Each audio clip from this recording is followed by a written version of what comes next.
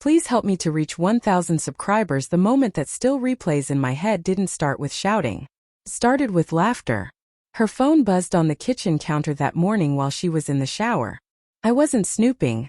I swear that to myself even now.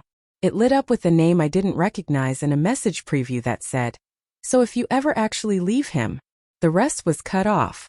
I stood there longer than I should have, coffee going cold in my hand, telling myself there was a reasonable explanation.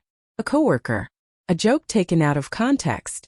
Anything but the truth my chest was already bracing for. By the time she came out, wrapped in a towel and humming, I'd convinced myself I was paranoid. That's what love does. It teaches you how to lie to yourself with conviction. That night was her birthday. A small party at our place. Friends, wine, music loud enough to blur the edges of conversation. She was radiant, moving through the room with that easy confidence that used to make me proud to be her husband. I watched her laugh with people, touch arms, lean in close. Normal things. Probably. Still, my phone showed 2 missed calls from her earlier in the week that she'd never mentioned. And once, when I walked into the living room unexpectedly, she flipped her phone face down so fast it felt like a reflex. I told myself to relax. I told myself not to ruin her birthday. Then someone raised a glass and made a toast. Harmless teasing, inside jokes. The mood was light, careless. And that's when she said it. Smiling, tipsy, basking in attention. "Honestly," she laughed, waving her hand, "if he keeps being this boring, I might just leave him one day." The room laughed with her.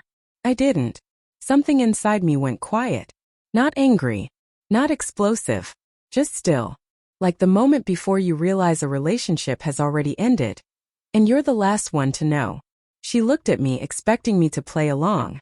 To grin and shake my head. Instead, I stood up. "I know," I said calmly.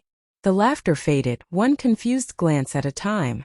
"I know you've been thinking about leaving," I continued, my voice steady even though my hands were numb. "You've been rehearsing it. With someone else." Her smile froze. "What are you talking about?" I reached into my pocket and placed my phone on the table. I'd finally opened that message thread an hour earlier. Dozens of texts. Late nights.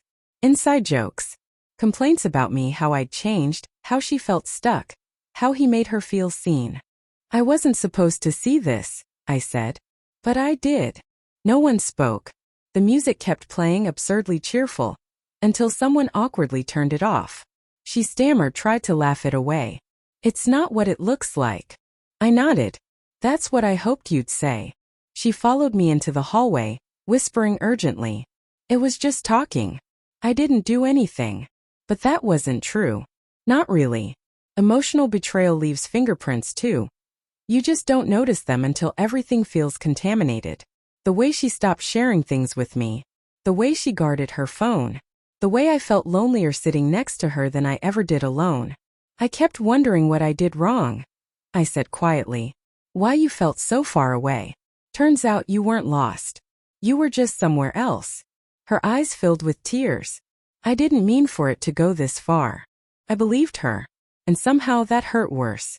Back in the living room, everyone waited, frozen in that uncomfortable space where something intimate has cracked open in public. I grabbed my jacket.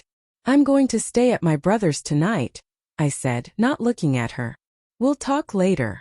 As I walked out, I thought about all the small moments I'd dismissed. The missed calls, the distracted replies, the way her laughter had shifted. They weren't nothing. They were warnings. I didn't feel victorious. I felt hollow. But beneath that emptiness was something new. Something solid.